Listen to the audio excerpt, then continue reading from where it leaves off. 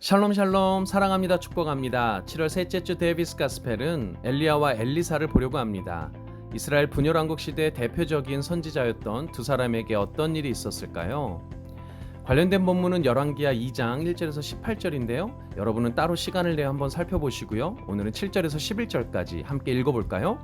선지자의 제자 50명이 가서 멀리 서서 바라보매 그 두 사람이 요단가에 서 있더니 엘리야가 겉옷을 가지고 말아 물을 치매 물이 이리저리 갈라지고 두 사람이 마른 땅 위로 건너더라.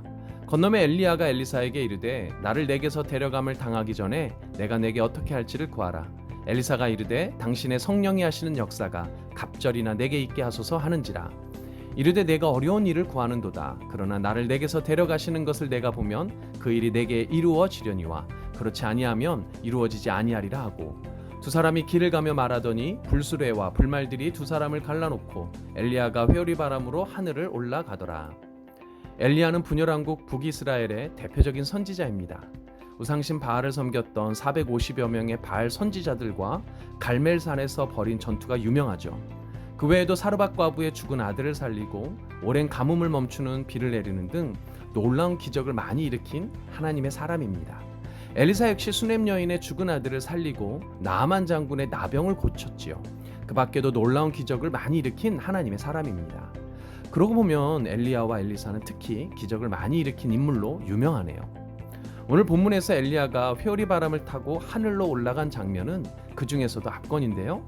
11절에서 제자 엘리사와 함께 있던 엘리야는 불말이 끄는 불수레에 의해서 엘리사와 떨어지게 되죠. 그리고 곧이어 회오리바람으로 하늘로 올라가게 됩니다. 눈으로 직접 보지 않고는 믿기 어려운 놀라운 광경이에요. 그러나 7절에서 보면 멀찍이 떨어져 있던 엘리야의 다른 많은 제자들은 이 광경을 자세히 보질 못합니다. 오직 엘리사만 이 놀라운 광경을 가까이서 보게 되죠. 놀라운 광경이 소개된 오늘 본문에서 두 가지만 강조해서 살펴볼까요? 첫째, 모든 기적은 성령의 역사라는 사실입니다. 9절에서 엘리사는 스승 엘리야에게 성령의 역사를 구하는데요. 앞서 말했듯이 엘리야와 엘리사는 기적의 선지자로 통하지요. 엘리사는 스승인 엘리야의 수많은 기적을 보고 들은 제자입니다. 그리고 그 기적을 통해서 이스라엘이 어떻게 어려움을 이겨냈는지 잘 알았겠지요. 그런데 엘리사는 스승 엘리야가 행한 기적의 원천을 정확히 알았습니다.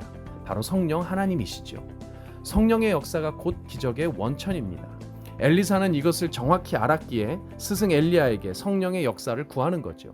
그리고 엘리야처럼 많은 기적을 일으키는 선지자로 활약하지요. 둘째, 성령의 역사를 영적으로 통찰하고 간절히 구하는 사람을 통해서 기적이 이루어집니다. 엘리사는 엘리야에게 성령의 역사를 갑절로 구하는데요. 갑절이라는 것은 성경에서 보통 장자, 즉 첫째 아들의 권리를 말합니다. 엘리야에게 제자로서의 장자, 즉 수제자로 인정해 달라는 것이고 엘리야가 행했던 수많은 기적의 원천인 성령의 역사를 갑절로 구한 것이죠.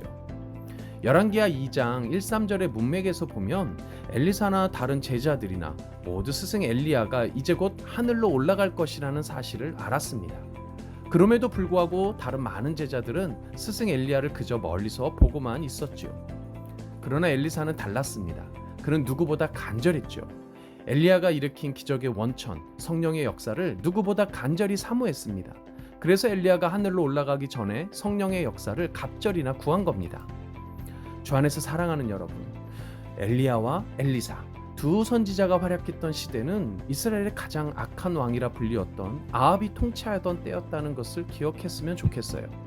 아합의 아내였던 이세벨은 이방 사람으로 우상신을 섬겼을 뿐만 아니라 엘리야를 비롯한 많은 하나님의 사람을 괴롭히던 무서운 여인이었지요. 그러나 그처럼 악하고 어려웠던 시기에 성령의 역사는 더욱 강하게 일어납니다. 그 성령의 역사를 온전하게 믿고 간절하게 구하는 하나님의 사람들을 통해서 기적과 같은 일들이 일어나는 것이죠. 지금은 코로나 바이러스 사태 등 교회 안팎으로 크고 작은 어려움이 더욱 심해지고 있는 시기입니다.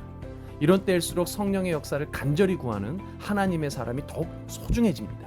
사랑하는 우리 친구들이 소중한 하나님의 사람으로 기적의 원천, 성령의 역사를 갑절로 구하는 은혜가 있었으면 좋겠네요. 그런 우리 친구들이 되기를 간절히 소망합니다. 오늘은 여기까지입니다. 그럼 다음 주에 만나요. 안녕.